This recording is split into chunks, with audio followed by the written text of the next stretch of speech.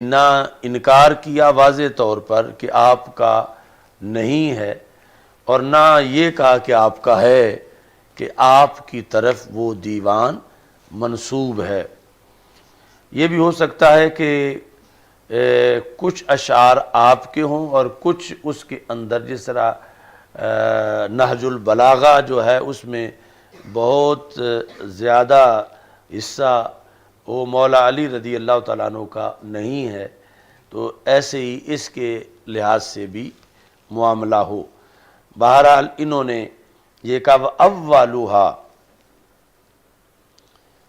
پہلا یہ جو اشعار متن میں آئے ہیں اس سے پہلے اشعار یہ ہیں: الناس من جہت التمثال اکفاء ابوہم آدم والام حواء، کہ سارے لوگ اپنے نقش و نگار شکل و صورت کے لحاظ سے برابر ہیں۔ کس طرح یہ جو تم نے مراح الارواح وغیرہ میں ہم کے لحاظ سے پڑھا ہوگا کہ اس کو ہمو بھی پڑھتے ہیں، ابوہم آدم، ابوہم، اور ہم کو ہمو پڑھا گیا ہے۔ ان لوگوں کے، سب لوگوں کے ابا جی حضرت آدم علیہ السلام ہیں، اور سب کی امی جان حضرت حوا علیہ السلام ہیں۔ وَإِنَّمَا أُمَّهَاتُ النَّاسِ أَوْعِيَةٌ مُسْتَوْدَعَاتٌ وَلِلْأَحْسَابِ آبَاءُ، سوائے اس کے نہیں کہ لوگوں یعنی سب کی امہات لوگوں کے لیے اوعیہ ہے، وعاء برتن کو کہتے ہیں، مثل ظرف ہیں، برتن کی طرح ہیں۔ مستودعات، مستودعات لغوی معنی جہاں کوئی چیز امانت کے طور پر رکھی جائے، جدید عربی میں سٹور کو کہتے ہیں، یعنی گھر میں جو کمروں کی تقسیم ہے کہ ایک بیڈ روم ہے، کچن ہے، اور ایک مستودع ہے، مستودع سٹور کو کہتے ہیں۔ تو یہاں پرانی عربی میں مستودعات، مستودعات کی جمع کہ مائیں وہ ہیں کہ جن کے سپرد امانات کی جاتی ہیں، یعنی یہاں خصوصی امانت جو شکم مادر میں پروان چڑھتی ہے اور پھر اس کی ولادت ہوتی ہے، یعنی بچہ، کہ مائیں لوگوں کی لوگوں کے لیے ایک برتن کی حیثیت رکھتی ہیں کہ جس برتن کو امانت ودیت کی جاتی ہے۔ وَلِلْأَحْسَابِ آبَاءُ، اور نسب کے لیے آبا ہیں، یعنی نسب والدین کے لحاظ سے ہوتا ہے۔ اِلَّمْ يَكُنْ لَهُمُ، یہ بھی لہم تھا، من اصلہم شرف یفاخرون بہ فالتین والماء، اگر نہیں ان کے لیے، لوگوں کے لیے، ان کی اصل کے لحاظ سے کوئی شرف کہ جس پر وہ فخر کر سکیں، تو فالتین والماء، تو یہ چیز قابل فخر ہے، مطلب کہ سب اس میں برابر ہے کہ سب کی کا مٹیریل وہ تین اور ماء ہے، مٹی اور پانی۔ وَإِنْ أَتَيْتَ بِفَخْرٍ مِّن ذَوِي نَسَبٍ فَإِنَّ نِسْبَتَنَا جُودٌ وَعِلْيَاءُ، اگر تم اے مخاطب کسی ذی نسب کی طرف سے فخر لاتے ہو تو ہمارا نسب جو ہے وہ جود اور روحانی بلندی ہے۔ تو اوپر متن میں مل فضل الا لأہل العلم الذی فی الاحیاء مل فخر، یعنی وہاں یہ شعر اس میں مل فضل کی جگہ مل فخر ہے، اور العلم میں جو الف لام ہے عہد خارجی کا ہے، مراد کیا؟ علم شرعی، یعنی مل فضل الا لأہل العلم کہ اہل علم کی فضیلت ہے، تو اس علم سے مراد دنیاوی علم نہیں بلکہ شرعی علم ہے، الف لام عہد خارجی کا ہے۔ الموصل الی الآخرہ، وہ علم شرعی جو آخرت کی طرف پہنچانے والا ہے۔ یہ ساتھ ضرورت محسوس کی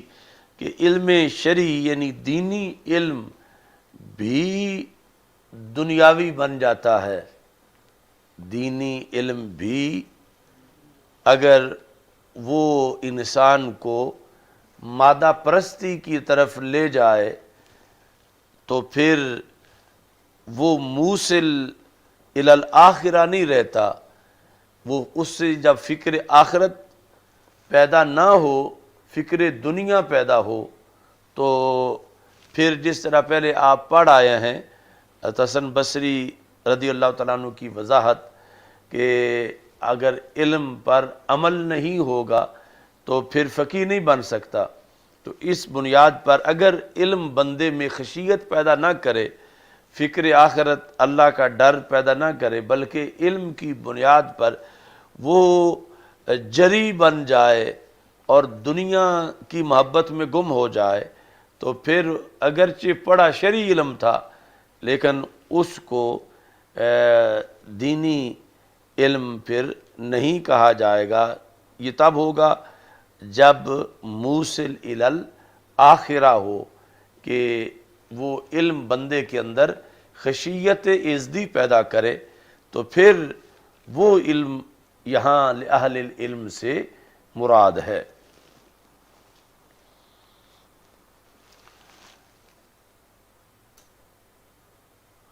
وہ جو حدیث شریف ہے بخاری شریف میں پہلی، من کانت ہجرتہ الی دنیا یصیبها او امرأ ینکحها فہجرتہ الی ما ہاجر الیہ، کہ جس کی ہجرت ہے دنیا کے لیے اور عورت کے لیے کہ اس سے شادی کرے، تو پھر اس کی اسی کے لیے ہے۔ اور من کانت ہجرتہ الی اللہ ورسولہ فہجرتہ الی اللہ ورسولہ، پہلے اس کو ذکر کیا۔ اب یہاں پر دنیا کی مذمت کی گئی کہ جس کی دنیا کے لیے ہجرت ہے اس کی تو پھر دنیا کے لیے ہے۔ تو یہاں محدثین نے سوال کیا کہ دنیا جو ہے اس کے لحاظ سے تو وما انفقتم من خیر، یعنی کسب حلال کی بڑی فضیلت ہے اسلام میں، اور اسے قرآن میں خیر کہا گیا ہے، تو پھر اس کی مذمت کیوں ہے؟ خیر کی تو مذمت نہیں ہوتی، اور اسلام میں جب بڑی حوصلہ افزائی کی گئی ہے کسب حلال کی، اور یہ کہا گیا ہے کہ کچھ گناہ نماز روزے سے نہیں جڑتے، الہموم فی طلب المعیشہ، معیشت کی طلب کے غم میں ڈھڑ جاتے ہیں، تو پھر اگر کسی نے دنیا کے لیے ہجرت کی، مثلا کاروبار کے لیے ایک بندہ جو ہے دارالاسلام میں، ایک تو اب دارالکفر میں چلے جاتے ہیں کہ امریکہ یا برطانیہ کاروبار کے لیے، وہ تو ایک علیحدہ یعنی وعید حدیث میں موجود ہے۔ یہ ہے کہ دنیا کے لیے یعنی ایک بندہ جو ہے وہ مثال کے طور پر کسی دیہات میں تھا، وہ شہر میں آ گیا لاہور میں کہ میں دکانداری کروں، تو اب شریعت میں اس کی حوصلہ افزائی ہونی چاہیے، لیکن حدیث کہہ رہی ہے کہ وہ تو سب کچھ چھوڑ آیا ہے دنیا کے لیے. تو یہ تعارض آ رہا ہے احادیث کے اندر. اس کا پھر محدثین نے جواب دیا کہ ایک ہے کہ بندہ ایک عمل کرتا ہے جو دنیاوی عمل ہے، اب اس کا باطن بھی یہی ہے. مثلا ایک بندہ سکول کی تعلیم حاصل کرتا ہے تو وہ تعلیم بھی دنیاوی ہے، آگے اس کا استعمال بھی دنیاوی ہے. اور ایک یہ ہے کہ اندر جو ہے وہ دنیا ہے، اوپر ظاہر دین کو کرتا ہے. تو جو مذمت کی گئی ہے وہ اس دنیا کی گئی ہے کہ جس میں ہے اندر دنیا اور اوپر شو اس کو دین کیا جا رہا ہے. اور اگر اندر باہر دنیا ہے اور کسب حلال ہے تو اس کی تو مذمت نہیں ہے، کیونکہ وہاں ایک بندے کا تذکرہ ہو رہا ہے کہ جس نے کسی سے شادی کا کہا تو اسے کہا گیا کہ تم ہجرت کرو تو پھر شادی ہو جائے گی. تو اب وہ اندرونی تو ہے اس عورت سے شادی، اور اوپر جو ہے وہ ہو ہجرت. تو پھر یہاں جو دنیا ہے اس کی مذمت ہو رہی ہے، ایسی دنیا کی کہ جو باطن میں دنیا ہے، ظاہر میں اس کو نیکی کا کور چڑھایا گیا ہے. تو اگر ویسے یعنی ایک بندہ کاشتکار ہے، دکاندار ہے، کوئی کاریگر ہے، تو دنیا کا عمل کر رہا ہے تو شریعت اس کی حمایت کرتی ہے کہ چونکہ یہ کوئی اس دنیا کو اپنے زہد و تقوی کی علامت نہیں بنا رہا، یا اسے باعث اجر و ثواب ظاہری طور پر اس کو کوئی بڑی نیکی اپنے نہیں بتا رہا. لیکن دوسری طرف جو ہے جس کی مذمت ہے وہ یہ ہے کہ ہے دنیا دار مگر اس نے اس دنیا پر کور دین کا چڑھایا ہوا ہے. تو اس کے اندر جو دنیا ہے اس کا ذکر ہے،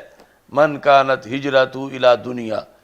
یعنی یہاں لفظ دنیا اس پر بولا گیا ہے کہ وہ مذموم ہے کہ جہاں پر باطن میں دنیا ہے، ظاہر کے اندر جو ہے وہ اسے دین شو کیا جا رہا ہے بلا تشبیہ و تمثیل. مثلا نون لیگ یا پیپلز پارٹی یا پی ٹی آئی یہ کوئی دھرنا دیتے ہیں، جلوس نکالتے ہیں، اور اس میں وہ کہتے ہیں کہ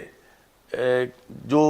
برسر اقتدار ہو اس کے لحاظ سے کہ اس کی حکومت ختم کراؤ، وزیر اعظم استعفیٰ دے دے اور اس کا تختہ الٹ دو، یہ وہ. اب ظاہر بھی یہ بات ہے، باطن بھی یہ بات ہے. یعنی یہ نہیں کہ اوپر جس طرح کبھی اس طرح ہو کہ ہم استحکام پاکستان کے لیے نکلے ہیں اور اندر یہ ہو کہ ہم اقتدار کے لیے نکلے ہیں. ظاہر یہ ہو کہ نعرہ جو ہے کہ ہم مہنگائی کا خاتمہ چاہتے ہیں اور اندر یہ ہو کہ ہم اقتدار چاہتے ہیں. تو بہرحال یہ لوگ تو ہر طرف سے ہی یعنی ان کے اندر ایک دنیا ہے یا وہ قابل مذمت ہے. مثال صرف اس انداز میں ہے کہ اہل دین دھرنا دیں اور نام اس کا مثلا نفاذ شریعت رکھیں، یا نام اس کا تحفظ ختم نبوت رکھیں، یا نام اس کا آزادی کشمیر رکھیں، اور اندر دنیا ہو، تو یہ باعث مذمت یعنی لفظ دنیا جو استعمال کیا گیا وہاں پر، وہ لفظ دنیا حدیث والا. باقی جو ظاہر کے اندر بھی دنیا ہے، باطن میں بھی دنیا ہے، تو وہ اس جہت میں کہ کسی سے فراڈ تو نہیں کر رہا کہ جو ظاہر ہے وہی باطن ہے، اس جہت میں صحیح ہے. باقی اگر وہ دنیا کہ کسی غلط مقصد کے لیے لگا ہوا ہے تو وہ ایک مستقل علیحدہ جرم ہے، لیکن ظاہر باطن کے فرق والا جرم تو وہاں نہیں ہے۔ اور اگر اوپر سراسر خالص نفاذ اسلام، نفاذ شریعت، ختم نبوت ہو اور اندر سے ڈیزل ہو، تو اس بنیاد پر جا کر پھر یعنی یہ یہاں کی دنیا اس دنیا سے زیادہ مذموم ہے جو اندر باہری دنیا ہو، کیونکہ انہوں نے کم از کم دنیا کے معاملے میں دھوکہ تو نہیں دیا، اور جو اندر سے دنیا ہو اور اوپر غلاف کسی اور چیز کا چڑھایا ہوا ہو تو یہ زیادہ مذموم ہے، اور دوسری والی کبھی مذموم ہوگی کبھی مذموم نہیں ہوگی۔ اب دکاندار، کاشتکار جو اپنا صحیح کاروبار رزق حلال کر رہے ہیں تو ان کی دنیا کی اسلام نے حمایت کی ہے، مگر یہ کہ دنیا جس کو شو دین کیا جا رہا ہے اس دنیا کی اسلام نے مذمت کی ہے کہ ایسا نہیں ہونا چاہیے۔ تو یہاں پر یعنی یہ جو علم دین ہے اعلیٰ ہے، اور اعلیٰ کو ادنا کا ذریعہ بنانا یہ باعث مذمت ہے، اور ادنا کو ادنا کا ذریعہ بنانا یہ باعث مذمت نہیں ہے۔ تو جس نے پڑھا دنیا کا علم ہے اور اس سے مقصد دنیا کمانا ہے تو وہ پنجابی میں کہتے ہیں کہ جے کون آڑے تے کھان آڑے، لیکن جو پڑھے دین اور اسے پھر دنیا کے لیے استعمال کرے تو یہ باعث مذمت ہے کہ وہاں تھا کہ ادنا کو ادنا کا ذریعہ بنایا، یہاں یہ ہے کہ اعلیٰ کو ادنا کا ذریعہ بنایا۔ تو اس بنیاد پر یہ چیز ذہن میں رکھنی چاہیے اپنی زندگی میں بھی۔ لِأَهْلِ الْعِلْمِ مَا الْفَضْلُ إِلَّا لِأَهْلِ الْعِلْمِ، کہ فضیلت ہے اہل علم کی، اور الف لام عہد خارجی کا ہے، مطلب علم شرعی کی، اور علم شرعی پھر آگے امتحان ہے کہ علم شرعی اگر اس کو وہ دنیا کا مقصد بنائے گا تو یہ اس سے بھی مذموم ہو جائے گا کہ جس نے پڑھی ہی دنیا تھی اور پھر اسے دنیا کا ذریعہ بنایا۔ یہ پڑھ کے دین پھر اس کو دنیا کا ذریعہ جب بنائے گا تو پھر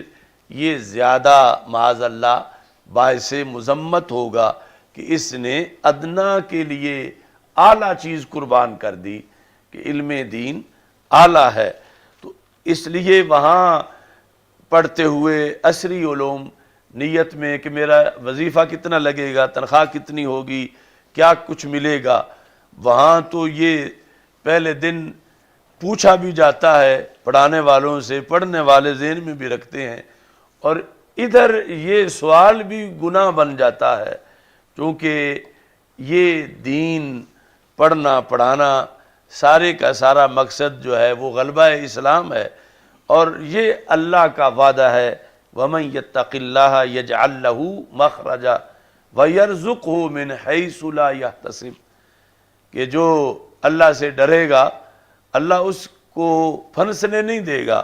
اللہ اس کے لیے مخرج بنائے گا کہ وہ کسی طرح کے مسائل میں پھنس نہ جائے، اللہ اس کے لیے مخرج بنائے گا، نکلنے کا راستہ۔ وَيَرْزُقْهُ، اور اللہ اسے رزق دے گا، کہاں سے؟ من حیث لا یحتسب، جہاں اسے کبھی خیال بھی نہیں آیا تھا۔ مثلا اگر 35 سال کا وہ بندہ ہے اور اس میں یہ شرط پائی گئی ہے کہ اس نے مقصد ہمیشہ یہی پیش نظر رکھا ہے اللہ کی رضا کو، تو اس کو وہاں سے اللہ رزق دے گا جہاں 35 سال کی ایک گھڑی میں بھی اسے اس جگہ کا خیال ہی نہیں آیا تھا کہ یہاں سے بھی مجھے رزق ملے گا۔ یرزقہ من حیث لا یحتسب، تو اس بنیاد پر یعنی یہ للہیت بندے کے نیت کا مدار ہے، باقی اللہ تعالیٰ جو ہے وہ اسے پھر خالی نہیں رہنے دے گا، رب ذوالجلال اس کو نوازے گا۔ صرف یہ ہے کہ گندم کاشت کرتے وقت نیت دانوں کی ہوتی ہے، بھوسے کی نہیں ہوتی، اور بھوسا بھی آ ہی جاتا ہے۔ تو نیت پڑھنے میں دین ہے اور غلبہ دین ہے، اور دنیا تو بھوسے کی طرح پیچھے آ ہی جاتی ہے۔ اور اگر نیت ہی کاشتکار بھوسے کی کریں تو اسے سوائے احمق اور بے وقوف کے نہیں کہا جائے گا کہ یہ وہ ہے کہ جس کو دانوں کو تو فکر نہیں، بھوسے کی نیت کر کے۔ اور ایسا آپ کو کوئی کاشتکار نہیں ملے گا کہ جس کو کہا جائے کہ یہ تم نے ایک مربع جو گندم کاشت کی ہے اس لیے کی ہے کہ تجھے گندم کے دانے ملیں، یا بھوسے کے لیے کی ہے۔ تو ایسا کوئی نہیں ہوگا جو کہ کہے کہ دانوں کی تو کوئی ضرورت نہیں، مجھے تو بھوسے کی بڑی کمی تھی، میں اس کے لیے کر رہا ہوں۔ تو اعلیٰ مقصد پیش نظر رکھنے سے ادنا تو خود بخود آ ہی جاتا ہے۔ تو اس لیے یہ ہے کہ علوم شریعت کے اندر مقصد احیاء دین ہے، غلبہ اسلام ہے، اور باقی جو رب صبح خالی پوٹے لے کر نکلنے والے پرندوں کو شام بھرے ہوئے پیٹ لوٹاتا ہے، تو وہ پھر اپنے بندوں کو کیسے بھوکا رہنے دے گا؟ صرف وہ توکل پہ ہیں، اور ادھر بھی توکل ہوگا تو پھر اس پر اثرات مرتب ہوں گے۔ یعنی اور یہ جس وقت ایک بندے اگرچہ اسباب سارے جائز، اسباب اختیار کرنا جائز ہے، لیکن وہ جو پرندہ صبح گھونسلے سے اڑ کے نکلا ہے کسی کھیت کی طرف، اس کی کوئی دکان نہیں ہے کہ بارش میں دکان کھول لے تو کوئی گاہک آ جائیں اس کا گزارا ہو جائے، اس کی کوئی ملازمت بھی نہیں ہے، اس کی کوئی فیکٹری بھی نہیں ہے، اس کا کوئی بینک بیلنس بھی نہیں ہے، اسے ماہانہ تنخواہ بھی، اس کا بھی کوئی اسے تکیہ نہیں ہے کہ مجھے مل جائے گی، تو وہ پورا متوکل ہو کے نکلتا ہے، تو واپس لوٹتا ہے تو خالی نہیں ہوتا۔ تو اس بنیاد پر اگرچہ سرکاری ملازمت بھی جائز ہے اور بینک بیلنس بھی محدود جائز ہے، دکان بھی جائز ہے، لیکن اس طرح کے کسی کو کوئی گارنٹی نہیں کہ کوئی کہے کہ مولوی صاحب زور دی پڑھائی اور اثر دی آپ پہ پڑھا لوں گے یا اگلے جمعے نہ آوے ہے، یعنی اس کی کوئی اتنا مضبوط سرکاری کوئی سلسلہ بھی نہیں، اور دوسرا کوئی اس طرح کی زراعت، کاشتکاری اور ظاہری اسباب بھی نہیں، لیکن پھر بھی جس وقت وہ دین کو مقدم رکھ کے لگا ہوا ہے تو اب توکل کا اس کا درجہ بڑا ہے جس کی سرکاری لگی ہوئی ہے اس کے مقابلے میں، یا جس کے مادی سورسز موجود ہیں اس کے مقابلے میں، تو اس کو پھر اللہ پرندوں کی طرح زیادہ بھی عطا فرما دیتا ہے۔ وَمَن يَتَّقِ اللَّهَ يَجْعَل لَّهُ مَخْرَجًا وَيَرْزُقْهُ مِنْ حَيْثُ لَا يَحْتَسِبُ۔ تو اس واسطے یعنی مادہ پرستی اور فکر دنیا جو ہے اس سے نکلنے کے لیے یہ آیت اکثر اپنے ذہن میں رکھنی چاہیے کہ ہمارا کام اللہ سے ڈرنا ہے اور کام کرتے رہنا ہے، باقی یہ اللہ کا وعدہ ہے وَكَأَيٍّ مِّن دَابَّةٍ لَا تَحْمِلُ رِزْقَهَا اللَّهُ يَرْزُقُهَا، کتنے چوپائے ہیں جو بوریاں باندھ کے کندھوں پہ رکھ کے نہیں پھر رہے، لا تحمل رزقها، وہ رزق اٹھائے ہوئے نہیں ہیں، مگر یہ نہیں ہے کہ فلاں سڑک پہ ایک بھینس مری پڑی ہے فلاں پہ، بلکہ وہ جو کہ غیر اہلی جانور ہیں جن کو کوئی بندوبست بھی نہیں کرتا، وہ بھی یوں نہیں ہے کہ مرے پڑے ہیں کہ انہیں کھانے کو کچھ نہیں ملا، تو جب اللہ یرزقھا، اللہ جب انہیں کھلاتا ہے کہ جن کے ذمے اللہ کے دین کی کوئی ڈیوٹیاں بھی نہیں ہیں، علیحدہ کام ہے ان کا، تو جن کے ذمے اللہ کے دین کی ڈیوٹیاں ہیں، یہ کس طرح فاقے سے مر جائیں جب یہ اللہ کے دین کے ساتھ وفا کر رہے ہوں اور دین والی ڈیوٹی پوری کر رہے ہوں۔ تو 1000 امریکہ بھی اقتصادی پابندیاں لگا لے، ان کے ختم بند نہیں ہو سکتے، یا جمعرات یا کوئی نہ، یعنی بظاہر یہ اللہ نے کوئی نہ کوئی ذریعہ ان کا بنا ہی دینا ہے، اور بنا دیتا ہے کہ جس کی بنیاد پر یہ فکر دنیا سے آزاد ہیں، لیکن اس کی محنت اللہ کے حکم پر عمل وہ ضرور کرتے رہتے ہیں، تو اس بنیاد پر انشاءاللہ کبھی ناکامی نہیں ہے۔ اچھا جی، اس کے بعد قولہ انہم بفتح حمزہ علی حذف لام العلت، کہ یہاں مل فضل الا لأہل العلم انہم، تو یہ ہر جگہ بار بار قانون نہیں آتے، تو یعنی یہاں انہم نہیں پڑھیں گے، انہم پڑھیں گے، کیونکہ یہ لام تعلیل جو ہے یہاں پر معذوف ہے۔ دوسرا انہم پڑھ سکتے ہیں، لیکن پھر جملہ مستانفہ بنانا پڑے گا، والمقصود منہ التعلیل، لیکن یہاں مقصد جو ہے وہ تعلیل ہے، انہم پڑھنا زیادہ صحیح ہے۔ علی الہدی، اس کا معنی ہے رشاد، اور اس کا متعلق ہے ادلاء، جو دال کی جمع ہے، اور دال اس میں فاعل ہے دلہ سے۔ استہدا، لمن استہدا، لمن استہدا، یعنی یہ اسی طرح کا مطلب ہے کہ یہ ادلہ کے متعلق ہے، مراد کیا ہے؟ اے طالب الہدایہ تھا۔ اچھا جی، وَوَزْنُ كُلِّ امْرِئٍ مَا كَانَ يُحْسِنُهُ، یہاں پر وزن بمعنی قدر ہے، جو ہمارے عرف میں بھی یہ ہے کہ فلاں بندے کا بڑا وزن ہے، مراد قدر ہے۔ اے قدر کل امرئ، ہر بندے کی قدر، اے حسنہ بما کان یحسنہ،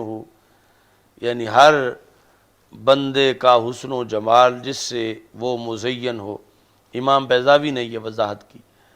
فقدر الثانی علی مقدار صنعتہ، تو ثانے اپنی مصنوع سے پہچانا جاتا ہے اس کی قدر کے مطابق،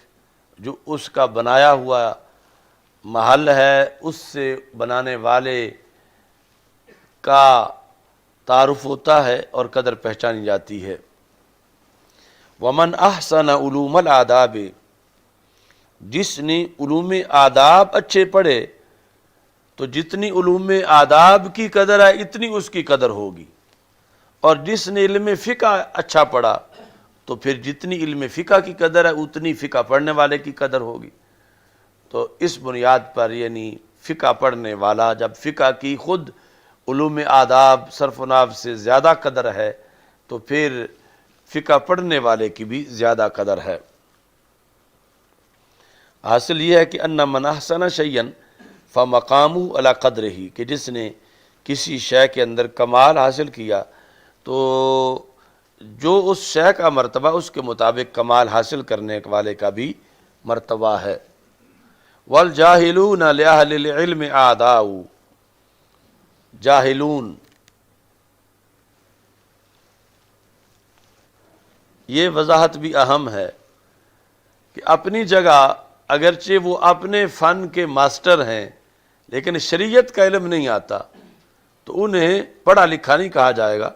انہیں جاہل ہی کہا جائے گا۔ یا پڑھا لکھا کہنا ہے تو یہ کہہ دو پڑھے لکھے جاہل. تو والجاہلون لأہل العلم اعداء، تو جو جاہل ہیں وہ اہل علم کے اعداء ہیں. اے بالعلم الشرعی فیشمل العالمین بغیرہ، تو یہ لفظ جاہل شامل ہے ان عالموں کو جو کہ علم شریعت کے بغیر کے علوم کے عالم ہیں. اب جدید عربی کے اندر عالم کا لفظ سائنسدان کے لیے بولا جاتا ہے، عالم. اور یہ انگلش کے لحاظ سے بھی مثلا یہ کہا جائے کہ علم حدیث کے 65 شعبہ جات ہیں، تو وہ کہتے ہیں کہ یہ جو 65 فنون ہیں ان کو کہیں گے 65 سائنسز، 65 سائنسیں یعنی 65 علوم. تو اپنے طور پر وہ عالم الفیزیا، فزکس کا سائنسدان، یعنی لفظ عالم ہی وہ بولتے ہیں، لیکن انہوں نے یہ کہا کہ جو اس کے علاوہ کے عالم ہیں وہ جاہل ہیں. بل ہم اشد عداوتاً، بل ہم اشد عداوتاً، یہ اس زمانے کی بات ہے جو اب بھی پائی جا رہی ہے. یہ کہتے ہیں کہ جو بالکل چٹے ان پڑھ ہیں وہ علماء کے، وہ جاہل جو ہیں وہ علماء کے اتنے دشمن نہیں ہیں جتنے یہ پڑھے ہوئے دشمن ہیں. بل ہم اشد عداوتاً، عداوتاً لعلماء الدین من العوام، میں عوام میں سے جو دنیا پڑے ہوئے ہیں یہ عوام میں سے جہال کے مقابلے میں زیادہ دشمن ہیں علماء دین کے. اچھا جی، آگے یہ ہے کہ دشمن کیوں ہیں؟ وَسَبَبُ الْعَدَاوَةِ مِنَ الْجَاهِلِ عَدْمُ مَعْرِفَةِ الْحَقِّ، کہ جاہل کو حق کا پتہ نہیں. اذا افتی علیہ، جب فتویٰ دیا جائے حق کا اور جاہل حق جانتا نہیں ہے تو پھر جاہل خلاف ہو جاتا ہے کہ اسے پتہ نہیں کہ یہ جو فتویٰ دیا یہ حق بات کا فتویٰ ہے، وہ حق سے بے خبر ہے، لہذا فتویٰ دینے والے کا دشمن ہے کہ اس نے یہ حق کا فتویٰ کیوں دیا. اچھا جی، دوسری بات، اور رأى منہ ما یخالف رأیہ، جاہل کے پاس پڑھا ہوا دین کا تو لاہ عمل نہیں لیکن عقل اس کے پاس بھی ہے، تو اپنی عقل سے اس نے کچھ اصول بنائے ہوئے ہیں، اپنے اصول اور ضابطے، اور ظاہر ہے کہ اس کی عقل ضروری نہیں کہ اس نے جو اصول ضابطے بنائے ہوئے ہیں وہ قرآن و سنت کے بھی مطابق ہوں، لیکن وہ اپنے اصولوں پر بہت خوش ہے اور اپنے اصولوں کے خلاف جس وقت کسی کا فتویٰ دیکھتا ہے تو پھر وہ سمجھتا ہے کہ یہ مفتی صاحب نے تو میرا رد کیا ہے، یہ میرے مخالف ہیں. حالانکہ مفتی صاحب تو قرآن و سنت بیان کر رہے ہیں، مگر اس نے جو اپنی رائے سے ایک لاہ عمل اپنا گھڑا ہوا ہے، اس کی جب خلاف ورزی ہوتی ہے تو یہ پھر کہتا ہے کہ یہ عالم دین یا مفتی یہ صحیح نہیں، اس بنیاد پہ اختلاف کرتا ہے. وَسَبَبُ الْعَدَاوَةِ مِنَ الْجَاهِلِ عَدْمُ مَعْرِفَةِ الْحَقِّ، سبب عداوت کا جاہل کی طرف سے یہ ہے معرفت حق نہ ہونا. اذا افتا علیہ، جب وہ عالم دین اس حق کے بارے میں فتویٰ دے، یا اذا افتی علیہ، جب اس حق کے بارے میں فتویٰ دیا جائے، ایک تو یہ مخالفت کی وجہ ہے، اور رأى منہ، یا دیکھے عالم سے، کون؟ یہ جاہل، کیا دیکھے؟ مفعول بھی، ما یخالف رأیہ، جو اس کی رائے کے مخالف ہو. حالانکہ جو عالم نے بتایا وہ صدیوں سے آ رہا ہے، اور یہ پھر جب پہلی بار سنتا ہے تو کہتا ہے اے آج ہی مسئلہ سنیا ہے یہیں تھے، یعنی یہ سمجھتا ہے کہ انہوں نے اپنی طرف سے بنا کے پیش کر دیا ہے۔ اور پھر وَرُؤْيَةُ اقبال الناس علیہ، تیسری وجہ کہ جب ایک سوسائٹی کے اندر رہ رہے ہیں، مثال کے طور پر تمہارا کوئی کلاس فیلو اور تم، وہ کلاس فیلو جو سکول میں تمہارے ساتھ تھا، اور پھر آگے رستے جدا ہو گئے، آپ اس طرف آ گئے، وہ اس طرف پڑھنے کے بعد ملازم بھرتی ہوا، اور وہ بھی اسی محلے میں رہتا ہے، تم بھی اسی محلے میں رہتے ہو، اور اللہ کے فضل سے تمہیں رب نے اونچا مقام دے دیا ہے، اور وہ دیکھتا ہے کہ روزانہ تمہارے دروازے پر لوگوں کی آمد و رفت ہے، لوگ گاڑیاں لے کے آ کے مل رہے ہیں، کھڑے ہیں۔ وہ جب اقبال ناس دیکھتا ہے کہ تم قبلہ بن گئے ہو، اگرچہ تم بننا نہیں چاہتے تھے، پڑھتے وقت نیت میں نہیں تھا، لیکن اللہ نے بنا دیا ہے، تو اب اس کو غصہ آتا ہے کہ یہ میرے ساتھ ہم اکٹھے ہی پڑھتے تھے، تو ہمارے اسکول میں ایک جیسے نمبر ہوتے تھے، اور یہ آج اس کی طرف یہ لوگ دوسرے ملکوں سے بھی آ رہے ہیں، مجھے میرے محلے والے بھی کوئی نہیں جانتے۔ تو یہ بھی یعنی ایک دشمنی کی وجہ بن جاتی ہے کہ جب وہ جاہل اقبال ناس دیکھے تو اس کو پھر اس پر حسد پیدا ہوتا ہے۔ اچھا جی، وَرُؤْيَةُ اقبال الناس علیہ، اس عالم پر، اقبل یقبل اقبالا، اس طرح آگے جھانک کے دیکھنا، مراد یہ ہے کہ لوگوں کا فوج در فوج اس کے پاس آنا، یا لوگوں کا اس کی طرف متوجہ ہونا، لوگوں کی توجہ کا مرکز بن جانا، یہ پھر جاہل کو دشمنی کرنے پر مجبور کرتا ہے۔ اچھا جی، والجاہلون لأہل العلم اعداء،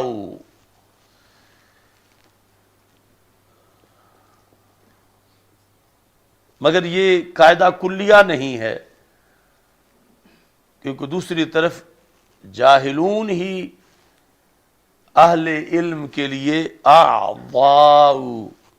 اعضاء کی طرح بن جاتے ہیں۔ اب سارے اہل علم تو آپس میں ایک دوسرے کے اشتہار بھی نہیں لگائیں گے، اور ایک دوسرے کا کہ سارے سامعین اہل علم ہی بنے، وہ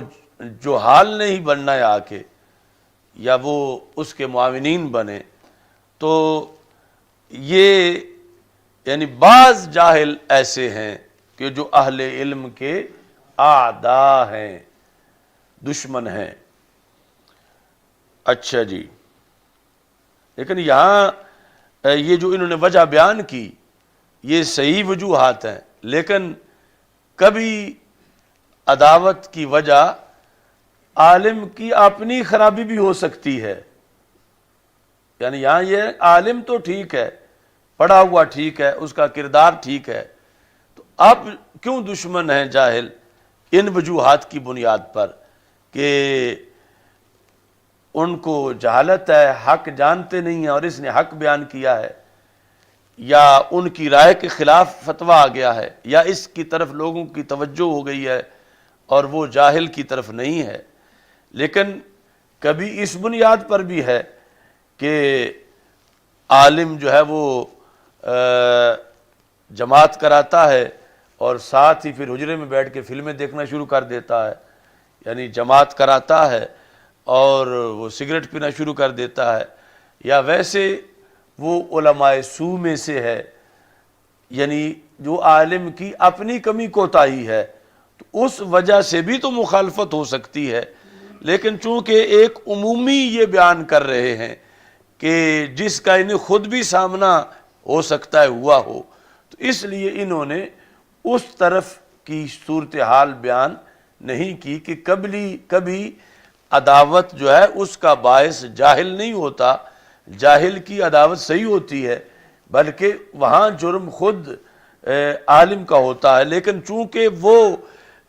اس نقطہ نظر پہ بات کر رہے ہیں کہ اسے تو عالم ہی نہ کہو، وہ عالم ہے ہی نہیں، اس بنیاد پہ پھر اس کا تذکرہ نہیں کیا کہ جو دعوے دار ہے عالم ہونے کا لیکن کردار کی بنیاد پر اپنے پڑھے ہوئے پہ عمل نہیں کر رہا، تو اس کی چونکہ خود پیچھے نفی کر رہا ہے کہ وہ تو عالم ہے ہی نہیں، اس لیے یہاں پھر اس کا معاملہ جو ہے اس کو ذکر نہیں کیا. لیکن اگر معاشرے میں اس کو عالم کہا جا رہا ہے تو پھر وہ خود سبب ہے، یعنی ہو سکتا ہے کہ وہ خود سبب ہو عداوت کا کہ لوگ تو اچھے ہیں لیکن یہ جو ہے اس کا اپنا کردار ایسا ہے کہ جس کی وجہ سے جان بوجھ کے اس نے لوگوں کو اپنا دشمن بنایا ہوا ہے.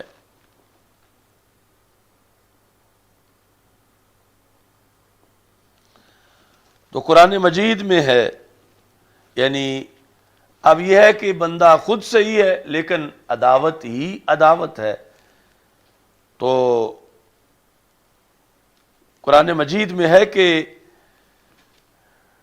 فارحوا بما عندهم من العلم، کہ یہ اہل علم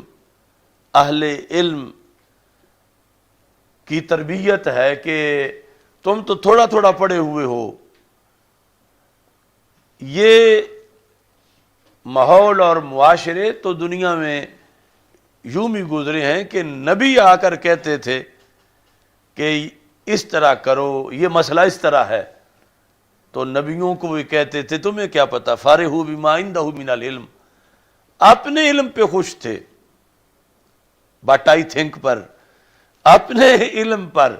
تو جو نبیوں کو یہ کہتے رہے کہ جو ہمیں پتا ہے وہ ہمیں زیادہ پتا ہے تجھ سے، معاذ اللہ. فارحوا بما عندهم من العلم، عندهم سے مراد ہے جن کی طرف نبی آئے، یعنی قومیں یہ کہتی رہیں کہ علم تو وہ ہے جو ہمیں آتا ہے، نہیں اپنے علم پہ انہوں نے گھمنڈ کیا اور انبیاء علیہ السلام کے علم کو انہوں نے اگنور کیا. تو جب نبی اس بات کا سامنا کرتے رہے تو آج ہم اپنے علم کو سلام کروانا ضروری سمجھیں عوام سے، تو یہ کوئی بات نہیں ہے. عوام تو نبیوں کے علم کے سامنے بھی کہتے رہے کہ ہمیں زیادہ پتہ ہے، ہم زیادہ جانتے ہیں، انہیں کیا پتہ ہو، معاذ اللہ. تو اگر آپ کو کوئی محلے میں کہہ دے یا کسی جگہ کہ مولوی صاحب آپ کو کیا پتہ ہے، ہمیں پتہ ہے، تو اس سے آپ دورہ کھا کے گر نہ پڑے کہ میں تو اتنا جبل العلم ہوں اور یہ کہتا ہے تمہیں کیا پتہ ہے. تو یہ لوگ تو نبیوں کو بھی یوں کہتے رہے، تو پھر ہمارے اندر حوصلہ ہونا چاہیے کہ اگر ہمیں کہیں تو ہماری انبیاء علیہ السلام کے مقابلے میں کیا حیثیت ہے ہمارے علم کی. تو بے قدری جو ہے عوام کی طرف سے، یعنی بعض عوام کی طرف سے، تو اس پر بندے کو دل برداشتہ نہیں ہونا چاہیے بلکہ قرآن پڑھنا چاہیے کہ فارحوا بما عندهم من العلم فلما جاءهم رسلهم بالبینات، رسول آئے دلیلیں لے کر کہ یہ دلیل ہے، یہ دلیل ہے، یہ دلیل ہے. کتنا واضح علم اللہ کا دیا ہوا، اور یہ آگے سے اپنے فارمولے پیش کرتے ہیں، اپنی گپیں پیش کرتے ہیں. تو جس طرح وہاں ہوا تو ادھر علماء امتی کا انبیاء بنی اسرائیل، تو ان علماء کو بھی سننی پڑیں گی کہ چھوٹے چھوٹے ٹیچر یا چھوٹے چھوٹے لوگ تھوڑا تھوڑا پڑھے ہوئے وہ جھگڑ پڑیں، الجھ پڑیں کہ تمہیں کیا پتہ، تم تو جاہل لوگ ہو، تم تو آتا ہی تمہیں کچھ نہیں. تو ان باتوں کی وجہ سے حوصلہ ہار جانا یا اکتا جانا یا گھبرا جانا وہ درست نہیں ہے، کیونکہ ایسا بڑوں سے ہوتا رہا اور انہوں نے پھر بھی آگے دین پہنچایا. تو ہماری اتنے میں کوئی بے ادبی نہیں ہو جاتی کہ اگر کوئی ایسا کہے تو اس پر پھر بھی اپنا مورال بلند رکھنا چاہیے، حوصلہ بلند رکھنا چاہیے۔ چلو جی، الحمدللہ رب العالمین والعاقبۃ للمتقین والصلاۃ والسلام علی رسولہ الکریم۔ استغفر اللہ، لا الہ الا اللہ وحدہ لا شریک لہ، لہ الملک ولہ الحمد وہو علی کل شیء قدیر۔ اللہم بارک لنا فی الامور کلہا۔ یا الہ العالمین، رسول اکرم صلی اللہ علیہ وسلم کے عظیم مرتبہ کے طفیل ائمہ اہل بیت رضی اللہ تعالی عنہم کانفرنس ہمیں اچھے موسم میں، اچھے حالات میں بہترین طریقے سے منعقد کرنے کی توفیق عطا فرما، اس کو دور رس اثرات و ثمرات عطا فرما، اس کے لیے جتنے احباب کوشش کر رہے ہیں سب کو اجر عظیم عطا فرما۔ صلی اللہ تعالی علی حبیبہ خیر خلقہ